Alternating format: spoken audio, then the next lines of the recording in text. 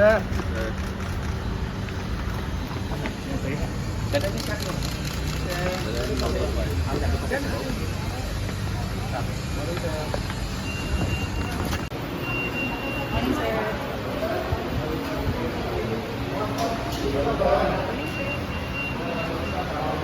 Diyan sa lamesa na lang. Ano po kayo lahat? Kakakuha ko tayo maganda information lang. So we will ask if we'll set this up para you can have your pictures and your videos so that the complainants can come here. We will do the oath naman here. So great, okay lang na. Yes, ma'am. Okay lang yung mga cameraman natin.